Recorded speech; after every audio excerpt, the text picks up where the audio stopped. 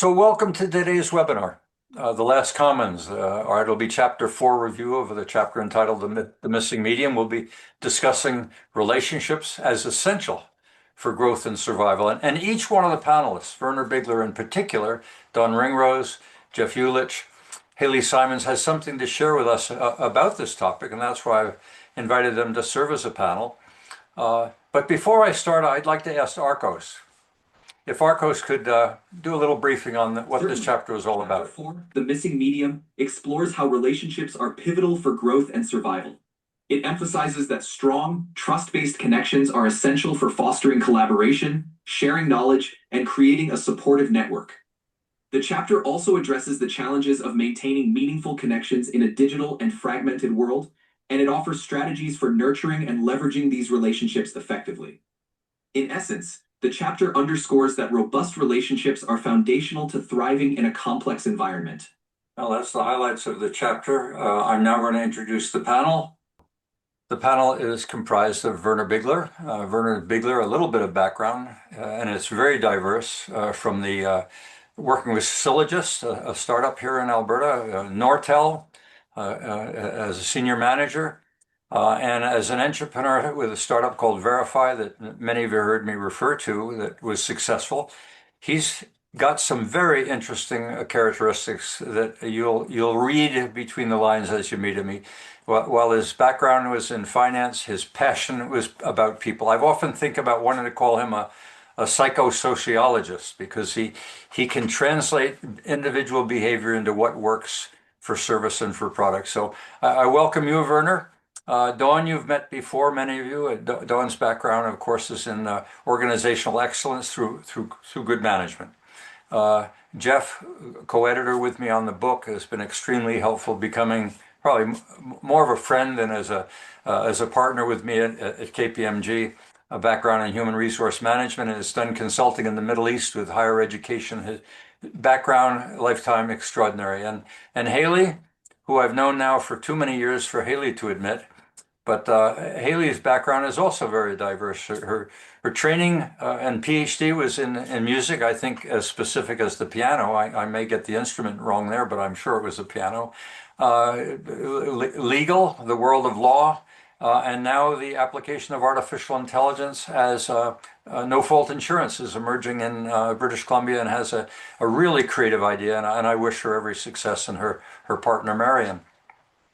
So with that as my background, or as the background, I'm going to start off with the panel, and I'm going to start off with you, Dawn, because what I'll do is I'll be asking a few questions of the panel, and once we've got all warmed up, I'll then turn the last question over to you as an audience as a whole. So as you know, I may call on you, but if you'll stay muted during the panel part, I appreciate that. So Dawn, we're going to reframe the problem. If capital is not the main constraint, which many people think it is, that businesses are not going to make it unless they've got money, of course it's a complex recipe. But there are things that they seem to consistently miss. So both the chapter and the newsletter argue that the primary barrier to innovation is not funding at all, but relational capacity, the ability to build trust, to collaborate, to coordinate action. The question for you is, how does redefining this so-called valley of death, where these small businesses just fail at such an extraordinary rate, that the real missing element is their capacity to relate rather than receive financing? How does this change how we think about innovation policy, entrepreneurship, institutional reform? And are there any examples from your own experience, which is diverse, that support or challenge this reframing? Yeah, I think that some of the work that we've done, and over time, I've done a lot of work with entrepreneurs and been an entrepreneur myself, so I can kind of reflect on this from those different vantage points. But I've always understood that it's either funding or management skills that are the reasons for business failure. But over time, I think we've also learned that it takes a lot longer to get a business to a point where it can survive, much longer than we initially thought. And so that's been interesting. But I think from the experience I've had with a lot of entrepreneurs and being one myself is knowing what to expect in entrepreneurship, and are you ready for that? Also the time it takes to become successful. So you have to get ready for that. That's got to be a mindset. And it's the appreciation for any moral support you get from your network and any trusted advisors that you have, because this is famous amongst entrepreneurs too. They have expertise in a given area, but they'd never be able to cover off all of the areas of Mhm. management. So they really need to surround themselves with trusted advisors. And one thing I might say that if we take a look at this global organizational index, which is a 10-year study I've been doing to capture the current state of excellence around the world. And that means like to what extent do organizations around the world have practices in place that are similar to high performing organizations. Um, it shows us that the relational practices have got some of the lower ratings. Do you know, like it's the understanding your customers, doing benchmark to learn from external parties, learning and sharing even internally in the organization with your employees, and things like surprisingly involving your stakeholders in GR. What can we do to improve our work processes, or what can we do to um, inform you a little bit better about our plans, or involve you in developing new products and services. These are all things that are actually rated pretty low, and Mhm. they aren't even on the radar for a lot of organizations.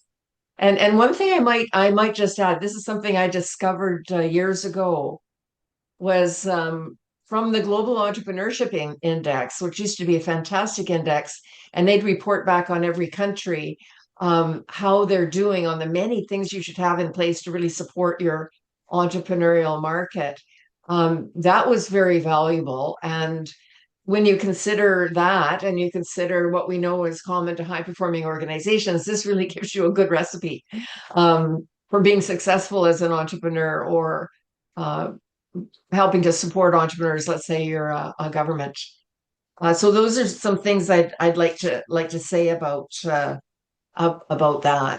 So let me just ask you this for a moment to continue this. If they're not on the list, does that mean is that a good thing, indicating we're exaggerating the relevance of relational skills, that maybe we're getting it wrong, or that they're not measuring the right things? Why would it be so low on the list or ignored? Well, the ratings are just low. The things I mentioned, that means of all the organizations around the world that have participated in this index, it's about 4,000. So it's a very Mhm. good sample size. Mhm. And they're rating these sorts of things low. And And do you have and if any idea we why when we think that they're very relevant? they are relevant because these are part of the practices that are common to high performing organizations. So if Oh, you're an I on got, I if got, if I got. if you're an entrepreneur, Yeah. those that list of practices is really good for you, because this is what you should be putting in place in your organization, because these are tried and true practices that work, and they're related to being successful or performing well, and they're all organized in chronological order. Do you know? So So it's a there, great kind of guide to so that follow. that great guide is telling you relational skills are low as relevant. Well, it's telling us that all these practices are important, but around the world, this is what we see, is that the relational type of practices are rated lower, and the open-ended comments suggest, work needs to be done in that area. Oh, okay. And Okay. and so like running through the model are all sorts of relational practices and wonderful communication up, down, across Yeah. the organization. And so it sets you up really well for success. But Mhm. when we do assessments also with organizations, I mean, what's the number one thing we always hear about that's glaring? The biggest opportunity for improvement is communication. Right. And so this links back to all those relational practices. How can we be doing a bit better at that? Well, I think an important point you've made too is you mentioned the word network. Use your network. If these people are spending more damn time on product and not talking about developing the critical networks that have the resources that they at some time may well need, Yeah. they're missing a critical function as well. Okay, over to you, Werner. I've got a question for you as the second on the panel, but our guest today, and I've given you just a sterling introduction, as I'm sure you appreciate. I know The I'm missing waiting M. for my guest gift Yeah, to I arrive know. any day now. I love your room, by the way. Knowing his house as well as I do. The missing M.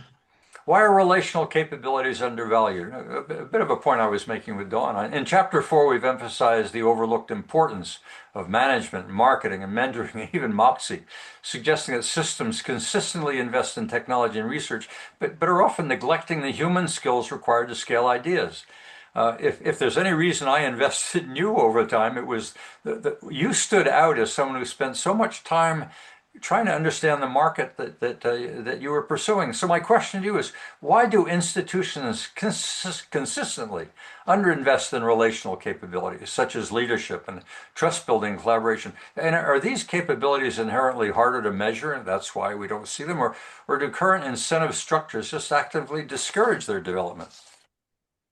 Okay, thanks for that kind intro, Perry. So I looked at the question a little differently. I looked at it going backwards, going, what's the reason for startup failures in Canada or the US? And surprisingly, I found very little empirical evidence, recent evidence that talks about why companies failed and not getting at the symptoms, but actually the root causes of the issues.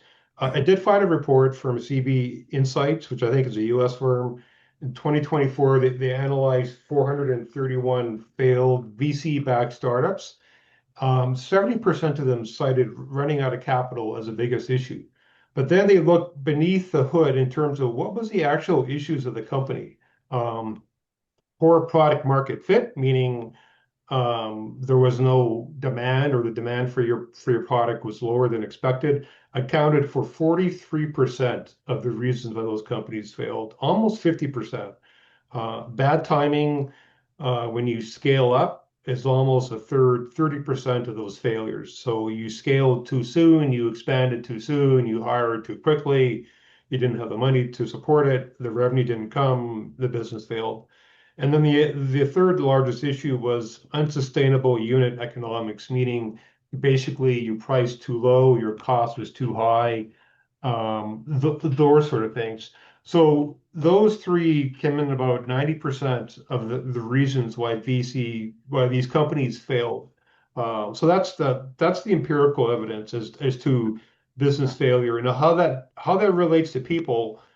Surprisingly, there's been no really longitudinal study, if you like that word, into what is the cause of business failures. Like, what is the systemic issues behind the? Is it poor management? What does that mean?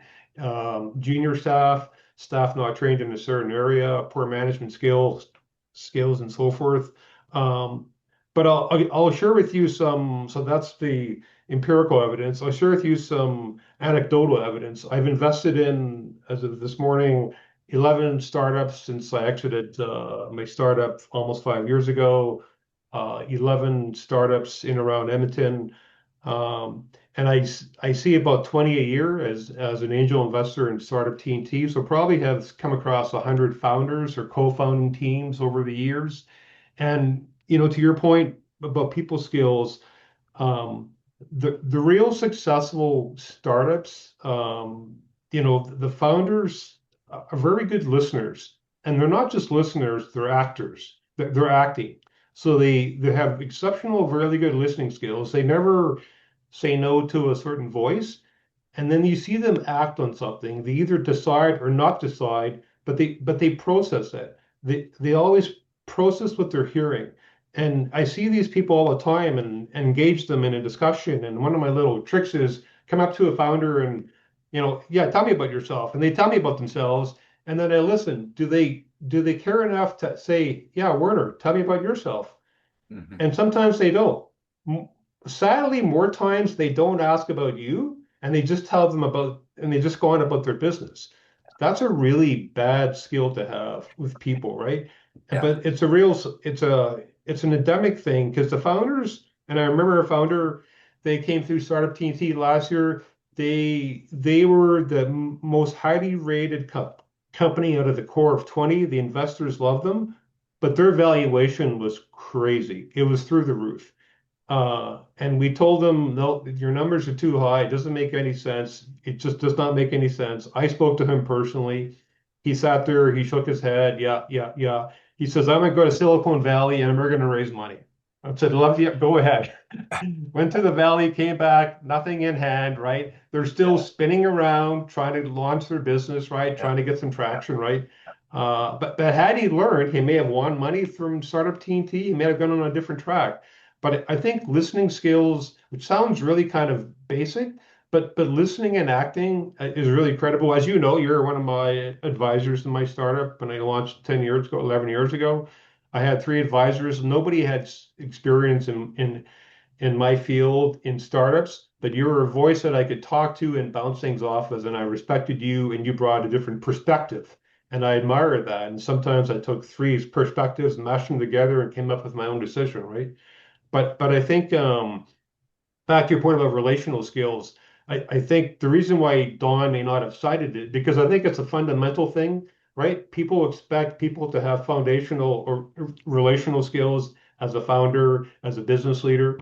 And anecdotally, it's I don't see it that often a lot in businesses. The startups, I just went through it this morning, the startups that I've invested in that are actually more successful than others, and it's a small percent. Their leaders are great people. You can call them, you can talk to them, you can have a discussion. They won't go technical on you. They won't go on a different rant with you. They'll have a conversation, right? Those basic conversational skills are really foundational. One other thing I'll add to you, I did a presentation to U of A engineering students a few weeks ago. I'm a mentor at the U of A engineering faculty. They have an incubator there. And I got asked by one student in the crowd, how come Werner, you had such a good development team? How come your engineers were great? How did you sort them out when you hired them? And I said to the student, I thought about it and I said, the one thing I did with everyone that came and applied for us is I would call them. I would call them, just have a conversation and just to see what kind of reaction, what kind of human being is the other side, right? Can this person have a discussion with me, right? It's not a boomer Gen Z thing. It's just, can you talk, right? And if they got past that hurdle, which is not a hurdle, but sometimes it is, then they'd be through the technical interview question of that. And 90% of the engineers we hired, we exited with. They're a phenomenally hardworking team. But back to your point about relational skills, it's just, can you converse with people and can you listen? Can you listen? And more importantly, for a leader, can you listen and act, right? And always take a signal from people. So I don't know if I went on a little sidetrack there, but I'll just share with you my empirical and my, look, my look at anecdotal evidence. Yeah. bang on, and you mentioned a gimmick that you use. Let me share with you all just for a second something I learned that I think is reflective of that. We used to say, or I would say to people in the morning as I would come to an office or as I was meeting entrepreneurs, "Good morning, how are you?" And 9 times out of 10 in my history, the response back was, "I'm fine, how are you?" But when someone spends then the next 20 minutes telling you how busy they are, and all of the reflection is on themselves, they've taken seriously my question of good morning, how are you? But they've shown no particular interest in me. We don't have a dialogue on, we don't have a relationship building. That comment back is, I'm fine, how are you, is an indication of the building of a relationship. It starts at that very moment. And you'd be amazed nowadays how many people will respond back to you with I'm busy and give you a little bit of background of what's been going on in their day and never get into the next step, which is, and how are you? Reflective of the very point I think you're making. Okay, your turn, Jeff. The grant trap. Oh boy, this is a fun one. When support systems undermine outcomes, the chapter also described how funding mechanisms often reward compliance. Funding mechanisms rewarding compliance and activity rather than real-world results, creating a cycle where innovation appears to progress but rarely scales. Question. How do grant-based systems unintentionally shape behaviors in ways that discourage commercialization, collaboration, or risk-taking? The very elements that are needed for success. And what changes to incentives or evaluation criteria might better align public investment with meaningful outcomes? A particularly important point when companies think success is all built from a grant base. Okay, your turn. Yeah, first of all, I just wanted to pick up on something that both Don and Werner mentioned. I think the relational skills that you were talking about, one of the reasons that they get sort of short shrift compared to some of the funding issues or other technical matters is because, as was implied, is that we take for granted our human relations and communication skills. And it's kind of like there was a study that was done where people were asked, how good a driver are you? And everybody said, I'm an above average driver, which is technically and statistically impossible. If I asked everybody in this group today, are you an average driver, or better than average, or worse than average driver? Most everybody would say I'm better than average. Well, that's statistically impossible, right? So we take our human relations and communication skills for granted in the same way. And I know this intimately from my 35 plus years in HR. HR is often a function in organizations where non-performers get farmed out to because anybody can do HR, right? It's people stuff and anybody can do that. Well, actually, I saw it in the worst case in the UAE, where in their amortization programs, they would put somebody with good street smart or good book smarts into HR because they thought they can't do much damage in HR. Well, actually, you can do a hell of a lot of damage in HR. So I just wanted to reiterate the importance of those skills, and it's because we think we are better at it than we are actually that we take it for granted. And I don't know if you're familiar with a management consultant by the name of Don Cummings, who used to work in the Edmonton environment for many years. He was a competitor. Yeah, and a great competitor. And he used to teach a program in the MBA program at the University of Alberta. And every year for a few years, he would have me come in and talk to his project management class at a critical juncture. They were all incredibly book smart, and he brought me in to talk about the white space on the org chart. And I relayed some stories from my experience of how this multi-million-dollar project, IT project or whatever, and how all of the fundamentals of the project were in place. It was well scoped. It had everything that it needed, and it was failing because the VP and the other VP hated each other's guts. And they were just at loggerheads and at each other's throats, and they could not work together. And that project was dying or stalling because of that relational problem. So anyways, I just wanted to redouble what Werner and Don were talking about with some HR particular experience. Now, in terms of the grant trap, I was thinking about this topic, Perry, and I was recalling a fellow from the University of Ottawa who came and spoke to your series on homelessness.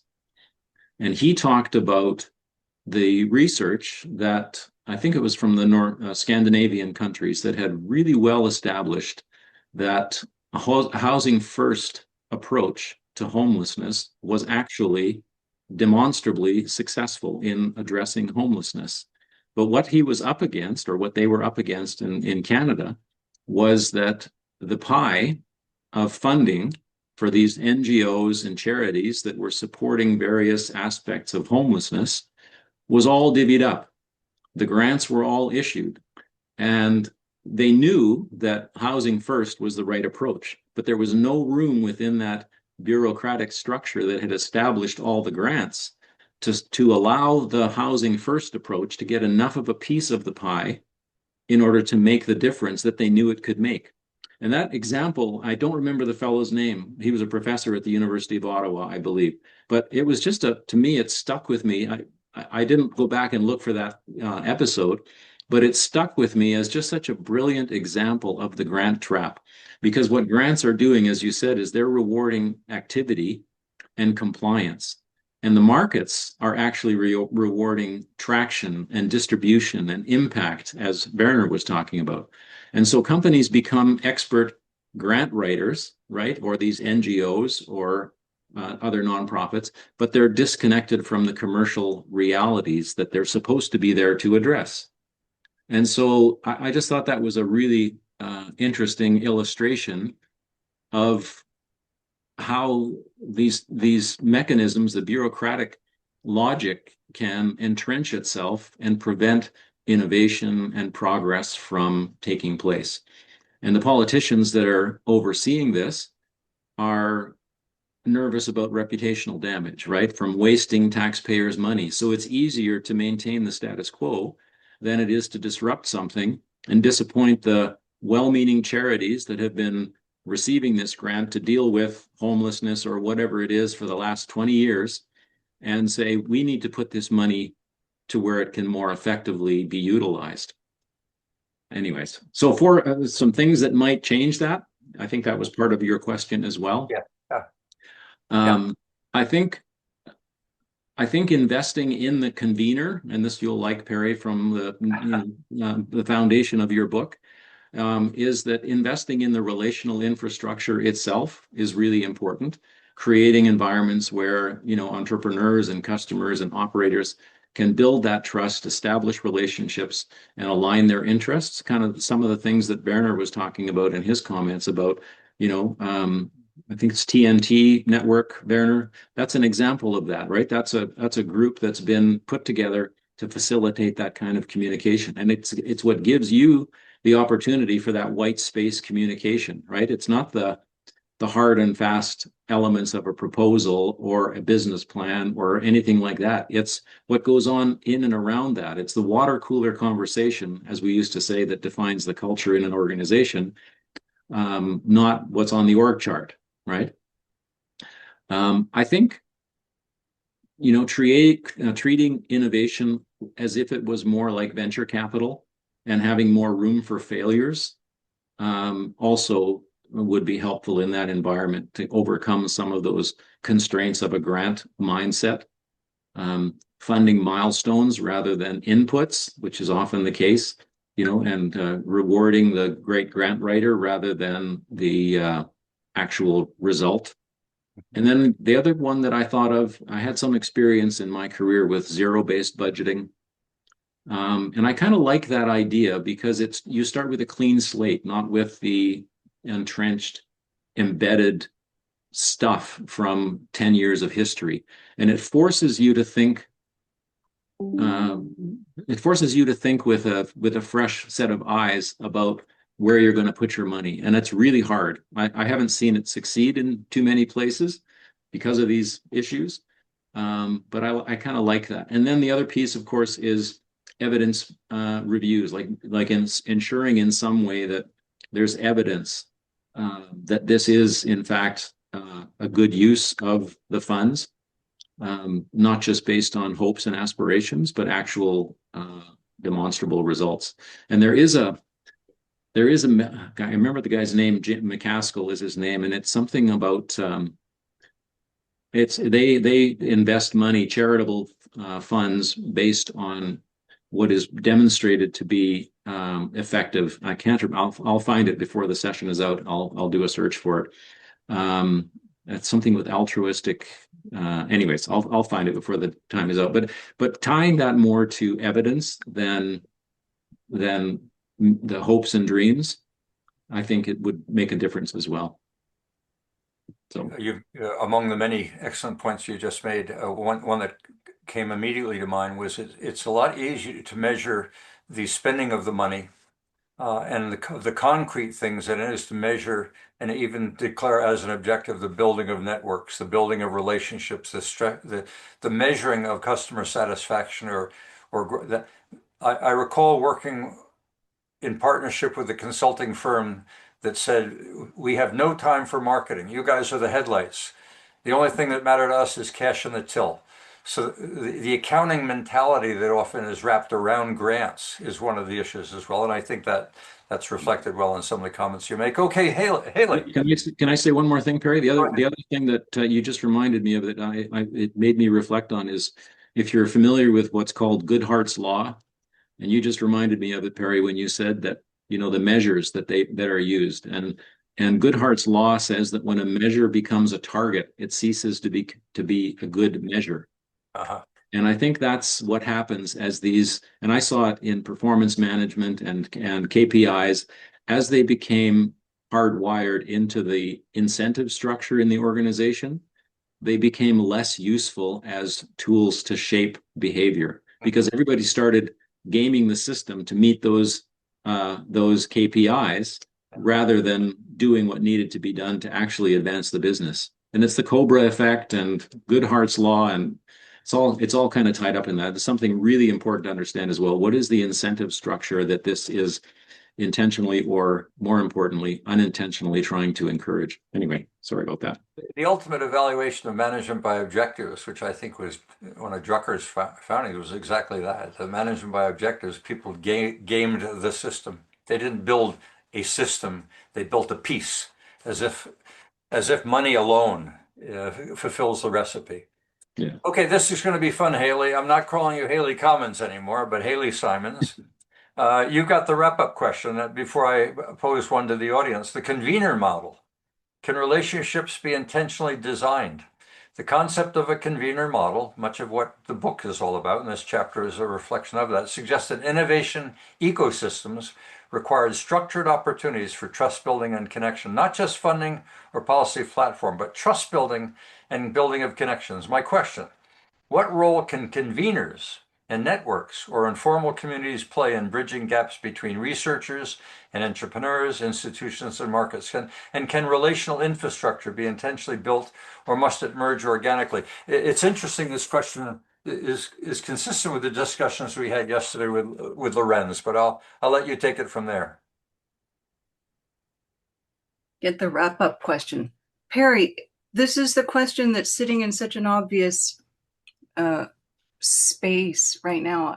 I mean, you are the convener of this convening that's been going on for decades. Basically, you are the poster child for this model. So when I refer to the convener model, it's so obvious to me. It's you. Regarding everything else, and I have to admit that I'm feeling a bit of an imposter syndrome. I've never started a business. I've never worked overseas. I've never conducted a survey of 5,000 companies. I've never invested in a startup. I've never done any of that. So you get a very human, very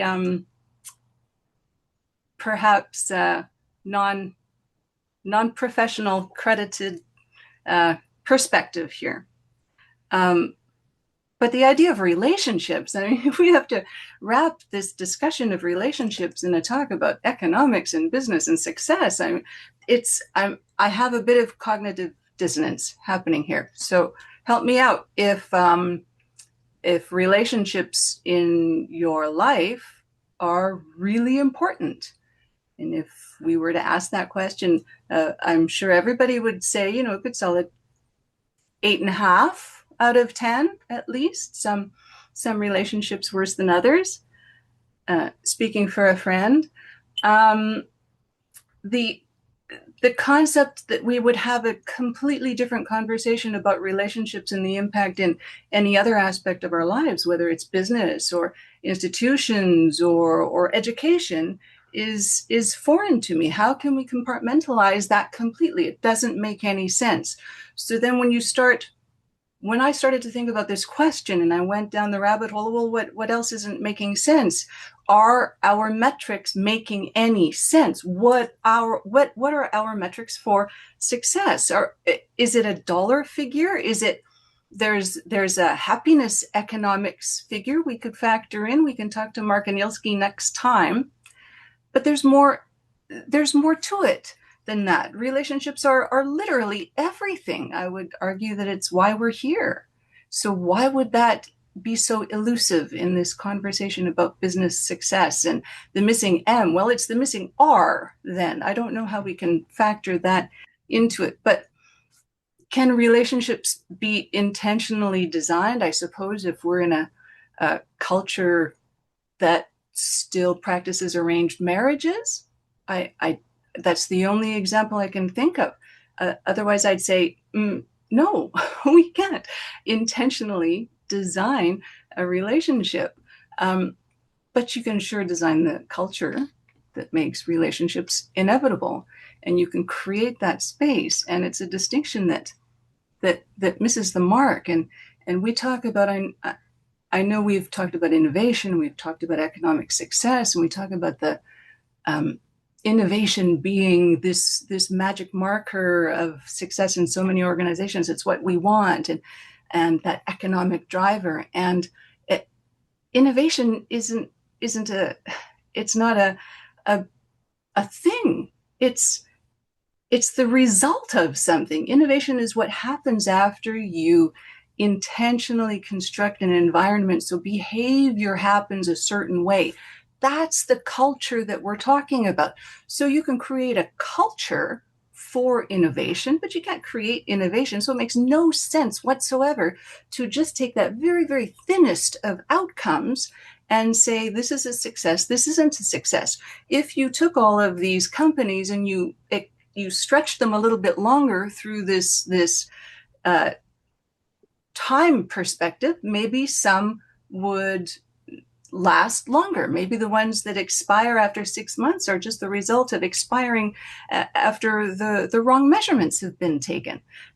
How many relationships have we been in personally where you didn't really care for the person in the first 6 months? It took you a few years to understand and appreciate. And most importantly, and this is coming back from the webinar we had when Stuart was here, and it is that factor of trust. That's what relationships are. Our entire social fabric is based on trust. There are trust mechanisms built in. That would be the legal framework. We enter contracts. Those are the trust mechanisms. I thought of the apparently Russia is incentivizing its women to have more babies. So what could possibly go wrong there? Is that the kind of relational work we want to incentivize? That's what happens when governments start to be involved in what's a very organic human eventuality. You can't legislate those conditions for intimacy. You can't legislate the conditions for trust either. It is organic. It does take time. Perry, you've done that over 20 years. This is the perfect example. The Commons, at its best, is that exact culture. So I know the next part of the question that you had written down is, what is the role then of the convener? So then back to you, Perry, right? You create the encounter. That's what you've done, whether it's in the lounge at Chateau Louis, or whether it's the Zoom calls. We're all here because you've created this opportunity. You've modeled the behavior. There isn't a person here in this call that hasn't had a coffee with you one-on-one and a conversation further to that. So it is that communication. It is that conversation. And then what we've all experienced together through the ABC Tech is you have to protect a culture from its own success. What tends to happen is, as soon as there is some modicum of success, and whether you're measuring it or you can smell it in the air, it doesn't really matter. There is that success. And as soon as that starts, someone wants to scale it or monetize it or turn it into a program or a granting opportunity.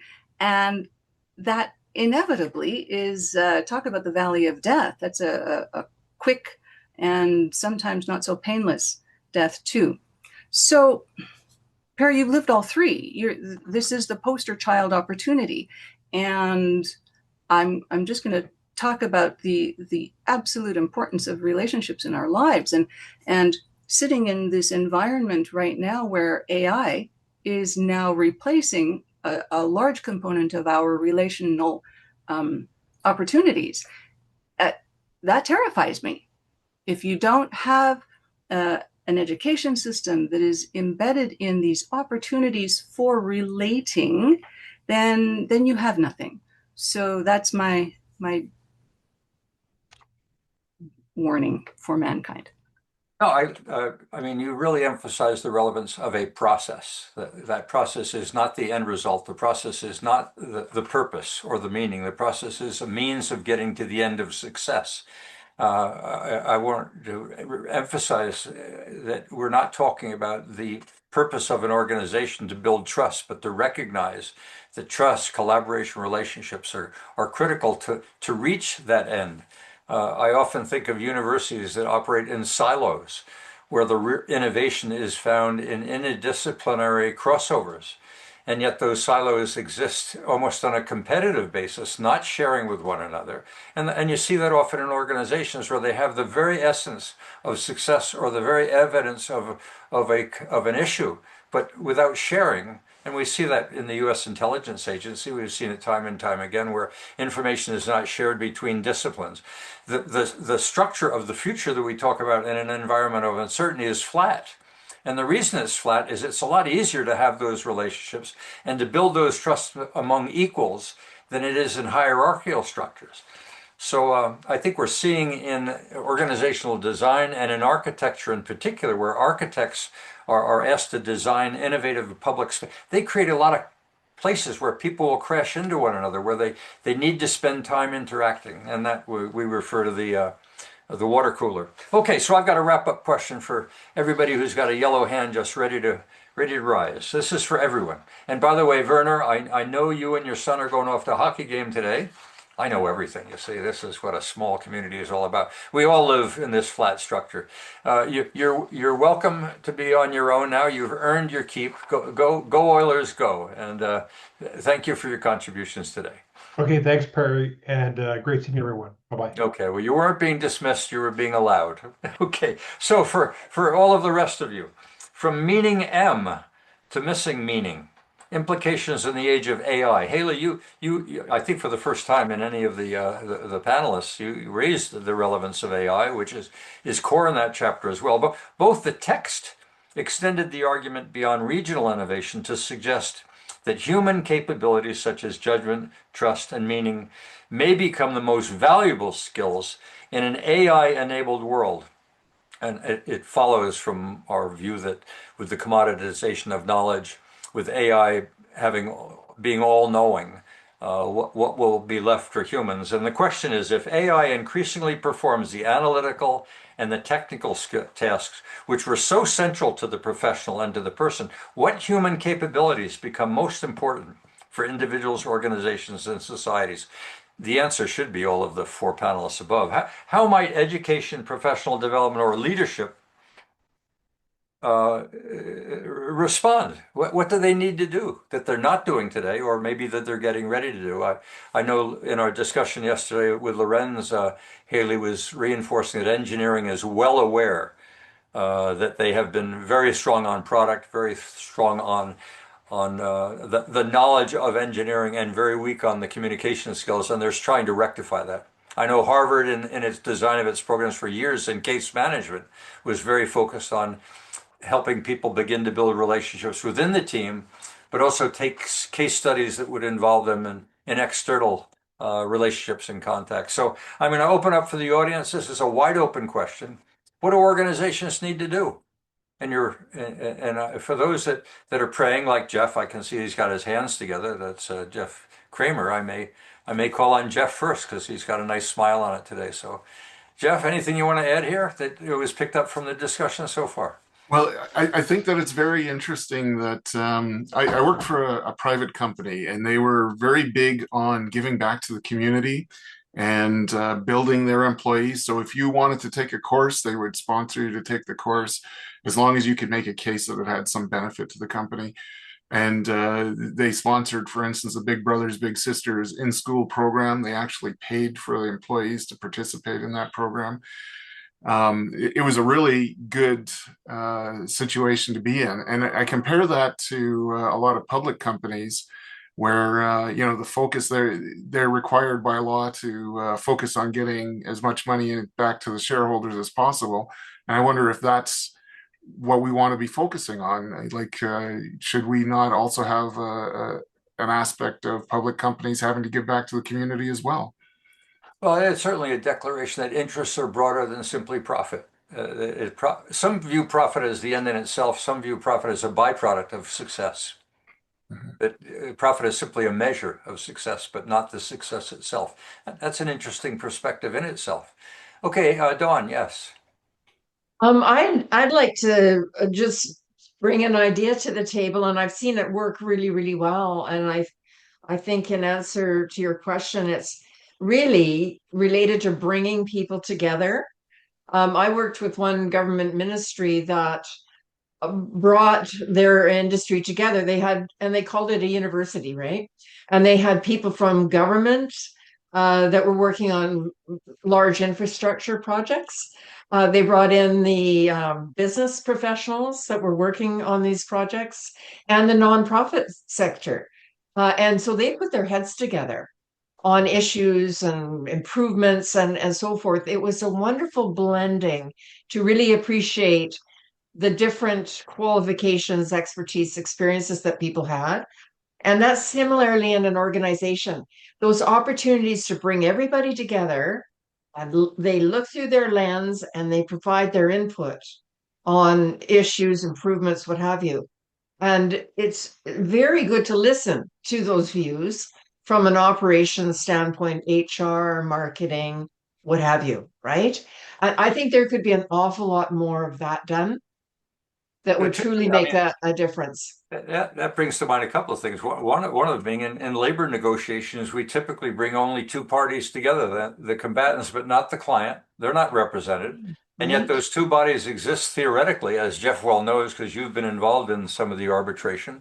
But you want to get innovation? You want to get innovation to solve a problem, assuming that both of those parties are committed to solving a problem, bring in the client for whom both exist. They won't do that. They don't do that. It's all about top down. It's all about power. It isn't about solution. Let's come up with a solution in this strike that is relevant to the people that we're both here to serve. Wouldn't that be innovative? Maybe we need a new type of strike. Maybe the client needs to figure out how they can strike and tell both the client and the regulator, we are so sick and tired of you arguing on our behalf and doing nothing of interest for us. Oh, I'm on a roll already, and I'm not even halfway through my glass of wine. Jeff, and if Jeff. I might just add, this is practices in high-performing organizations. They bring stakeholders together. They want to listen to what the customer has to say, or the supplier, or the partner. Well, I mean, they're called focus groups. We know. I mean, the focus group is some way of simulating that. But I'm going to let Jeff. Yeah, or it's to analyze the way their work is being done and stuff like that. It's important. Yeah. Jeff. Just going to say, some years back, I attended an investing conference in Washington, D.C., and I listened to a keynote presentation by a fellow named John Mackey. He wrote a book called Conscious Capitalism some years back, and he was the CEO of Whole Foods before it was sold to Amazon. And his entire philosophy was, as a few of you were just alluding to, is that it's all about the stakeholders. An organization has vendors, it has employees, it has customers, it has a labor union perhaps. And all of those perspectives have to be considered. It isn't, as Jeff Kramer was saying, and as Haley mentioned a while, maybe in the previous session, our singular focus on profit is misguided. And the true way to have an integrated approach to the marketplace is by focusing on the interests of all of your stakeholders and then making the tough decisions that are required in order to navigate the whatever landscape that you work in. So I think that's one thing I wanted to. Oh, and the other, to answer your earlier question, Perry, you said, like, what does it look like for organizations now in the face of AI? Some of you might be familiar with a company called Block, which is run by a guy named Jack Dorsey. Jack Dorsey was the guy who started Twitter, sold it to Elon Musk eventually for $44 billion, made a ton of money. He's been a billionaire for a long time. But his company Block used to be called Square, and it's a payments company. They have a cash app and stuff like that.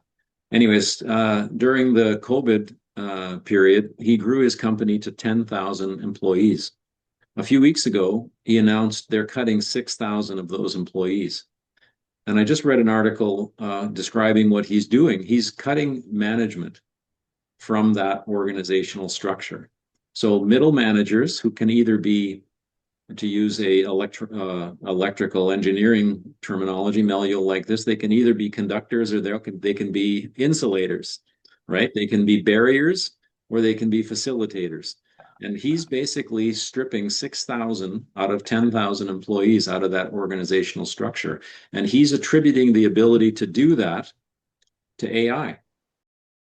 That's one of the implications, Perry. And I don't know if that facilitates relationship amongst those doers in the organization better or more effectively than human managers could do.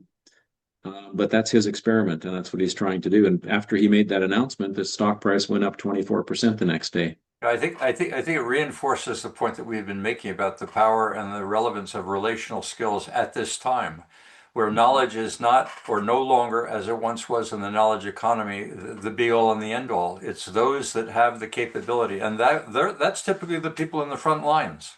Yeah. They're the ones that have the stories, the anecdotes, the passions, the fears, the emotions, and the intelligence of who our customers are and how they are doing. And in a rapidly changing world, if you don't have that intelligence of shifts going on in the market, which management gets last, administration really pays attention to. So yeah, you're That's where they can be barriers, right, yeah, to progress. Yeah. Bogdan, give me your brief perspective. Hi. So more in support of Jeff Kramer's note on giving back to society.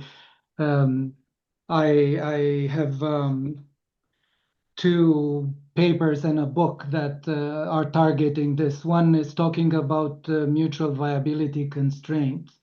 That is a condition that's present from the first division of the fecundated cell all the way through the growth of the embryo. And once the new human comes out in the society, this clause of securing mutual viability stays present in the relations that we build, in the organizations that we build, in the role of the organization within the economy and the nation and so on. So again, mutual viability constraint.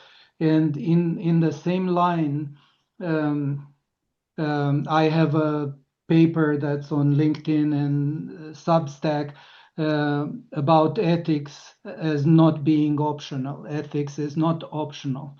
And the reason I'm mentioning that is because it seems that the ability to intuit what is ethical stays with the human, and it's not present in the AI as such.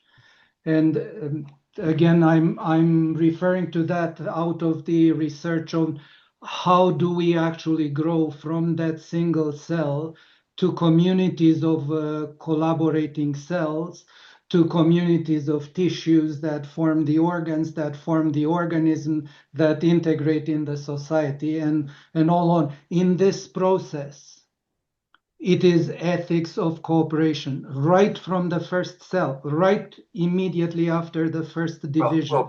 Bogdan, I have reflected in the past about how it is that stem cells, for example, are able to express what it is that is deficient as they roam around your body.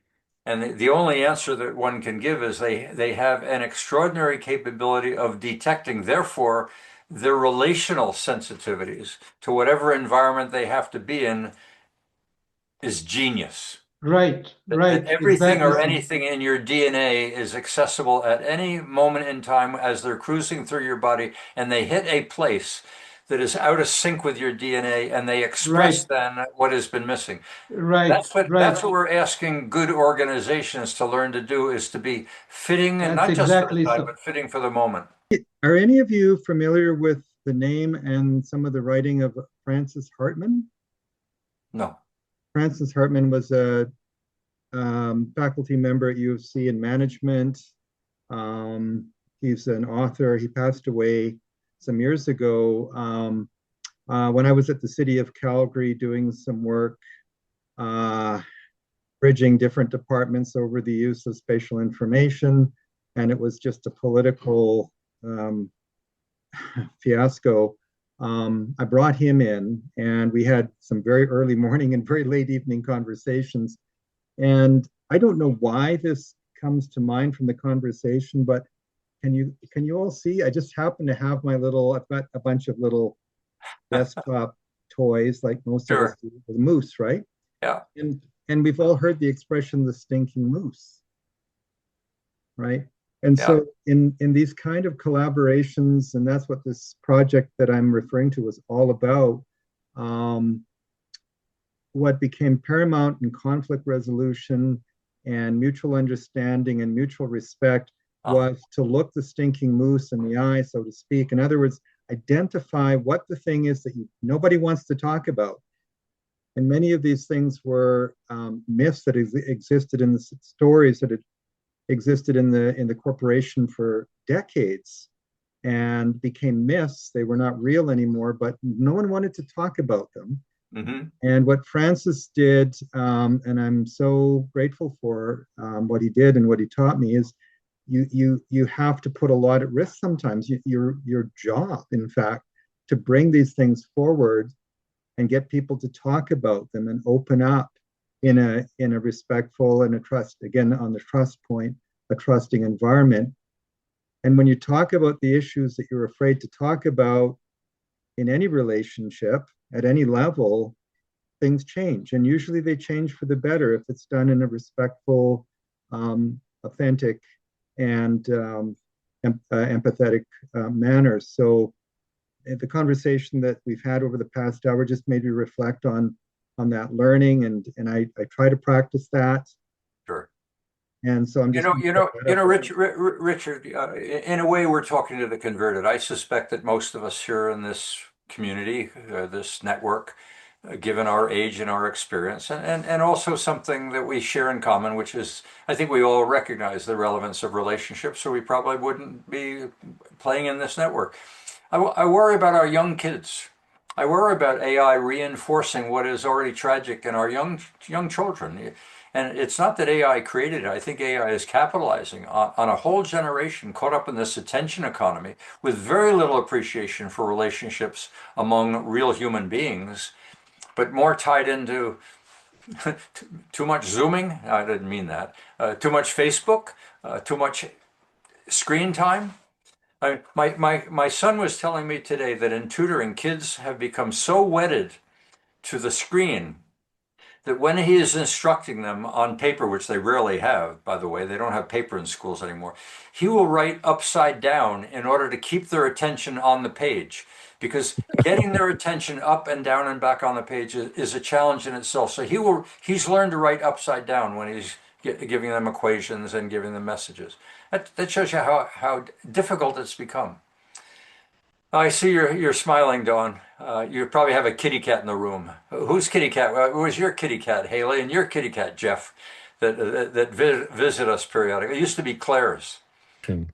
I, for 15 years, have run a company, and it's still going, but it's not in its glory days by any means. And the company dealt with, advanced multimedia, video production, and we had clients like the AMA and quite a variety of companies that used our services, and everything was going well until the bubble, the network bubble came in and collapsed us.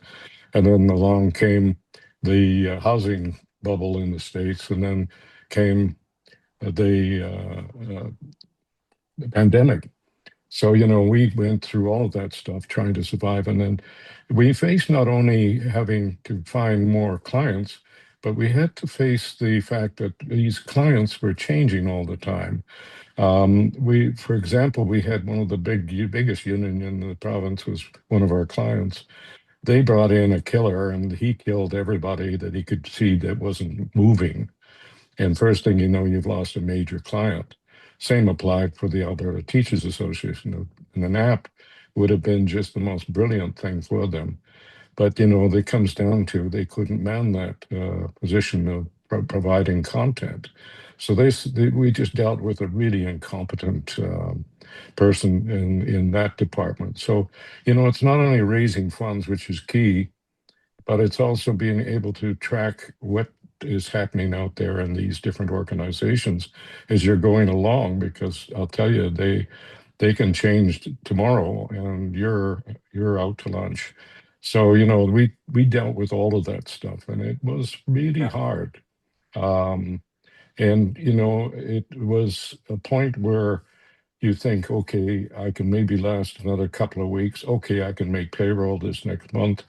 And all of these things that you've heard so many times, I'm sure, in business. So it was just a struggle. Yeah. I mean, I think you made the point to introduce the session, Dawn, that it's not just that it's hard, or it's only hard, I guess, if you make it hard. If it's a priority, it's a priority. It's hard. But it takes time. It's not something that when you're This going is 15 bankrupt, all of a years. sudden we're going to build relationships. We've just discovered now what the fault is. This is a fundamental part of almost at the birth of a company, or pre-birth of appreciating. If you are going to survive, you need to be relevant to a changing environment.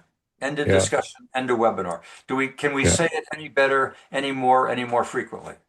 If you are going to succeed, you need to appreciate the relevance of relationships before you even start your business.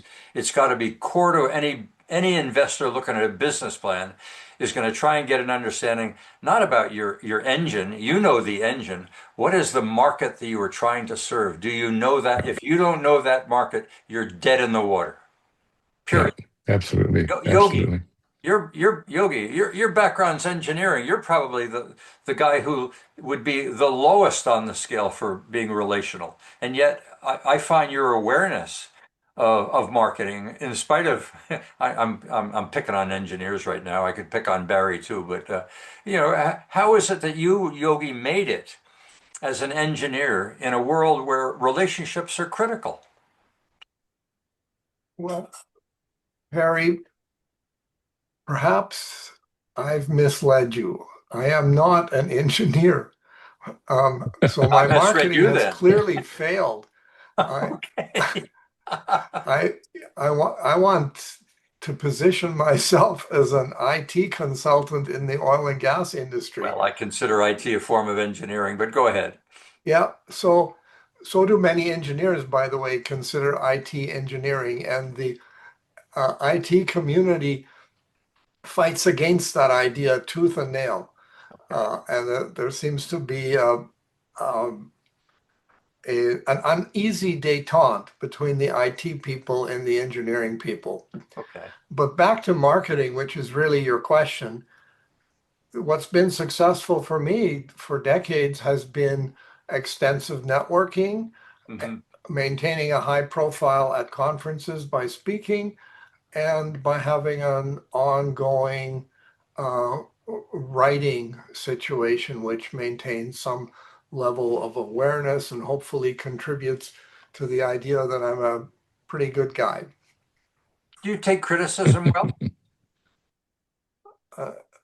I like to think that's true, but I'm not sure No, that others would agree. It isn't rhetorical. It's a very important point for people to make. If you're a good listener, it's not a criticism at all. I've explained to many of you that in the course of my caretaking, one of the things that I detected in the system was way too much attention to me as a caretaker needing respite, as opposed to me as a caretaker needing to be getting an education as a caretaker. And I would try and explain to the people in the system that to be a good caretaker didn't just mean I needed to be rested. I needed to have a bit of an education of what to expect and what to do as someone who could prevent some of these things. I can't tell you how hard it was and still is to get into the quote, the system, about the relevant of the patient, who I am an agent to that patient. They cared more about me than they did about the patient. And I can understand why, because I wasn't there than the patients in the hospital. But it was also a sign of institutional resistance to listening. And here's my point. When I brought information to them, they thought it was a criticism. So they ran a workshop. I produced a book called Caretaking 101, and I gave it into the system. I circulated it around. The system listened, and they ran a workshop for caretakers. And you know what the workshop was entitled? How to Complain. They didn't hear it. They didn't listen. It was not a criticism. And so my point, I know you don't take criticism. I know you take criticism well because you don't hear it that way. You and I have had discussions of disagreements that became illuminating. I have on the cover of my the cover of the alumnus magazine that I get is can disagreements be constructive? What a stupid question. If you don't know that disagreements are the foundation to building long-term standing relationships and solving problems, if you don't understand the clashing and the fun of friction, you don't understand what life is all about. You Yeah, want to so live in a maybe marriage of status quo, it'll last, it won't last. maybe we need to just rephrase criticism as contributions But you or need to hear it. You need to hear it as a contribution. You need to hear it as the kernel, as a gift, that a criticism in a business, in a hotel, to know that the bed wasn't kept clean, to know that the room, this is gold right. to have So criticism. there's a famous example of the Four Seasons chain and how they deal with that. But I think Jeff wanted to jump in here. Oh, Oh, go ahead, Jeff. I was just going to say, when I was working overseas in a group of colleges in the UAE, it was a 17 college system, and we had over 1,000 English faculty in that across that system. We hired from all over the world, and Barbara Hayward, a woman from the UK, was our biggest customer. She was the leader of the screening team for English faculty, and she was also in I was the head of the central HR office. She was also our biggest critic and our toughest customer. And we bent over backwards to address her criticisms. And we built a system, a recruitment tracking system, and an applicant tracking management system across those 17 colleges. And it was her input, her criticisms, and her tough standards that we built that system around. And she became our biggest advocate and our biggest fan within that organization. It was a grueling and tough process, but boy, did it ever pay off. Yeah, they say turn around a disgruntled customer, they become your advocate for life. Yes, yes. To wrap it up, I'll echo another way to share this message. In the hotel industry, and I spent some time in the development of the five-star grading system for Alberta, for Canada, and for Taiwan, interestingly enough, not something I knew anything about, but I was a good listener. And I was a good listener because I was listening to the industry on what went wrong and what needed to be fixed. What I Yeah, learned, so what I learned in the course of that, Yogi, you have to go? no, I wanted to contribute something, but go ahead. Okay. What I learned in the hotel industry is that if you have a bad experience, you will share it with seven people. If you have a good experience, you're lucky to share it with one. And so what the hotel industry does is when you leave the hotel, you are asked, did you have a good experience? Share with us your experience. Because they know if you share that experience and it was negative, you won't share it with other people. You've shared it. What do they do with those shared experiences? What do they do with those little slips? Well, if the objective was to get you not to complain to others, they'll throw it in the garbage. If they really want to know what the sources of complaint will, they'll read them. Most organizations throw them in the garbage. They're throwing gold in the garbage. When I, as a consultant, was working with a hotel, I wanted that basket. That was free consulting to me of what was right and what was wrong. And the CEOs wouldn't read that stuff. Okay, Yogi, you had something else to share? Yeah, I wanted to point out that in the projects that I lead as a project manager, they're big enough and complicated enough that I know I don't have all the answers. So I need to collaborate with the team and encourage comment. Yeah. What I find really discouraging is when when I see organizations where nobody has an opinion until they've heard the boss's opinion, and then they know what their opinion is. Yeah. And that doesn't work. That's not sustainable. That's the groupthink that Kennedy picked up on in the Bay of Pigs. Now I'm going to share with you in this wrap up because it's ego today. I was a good consultant.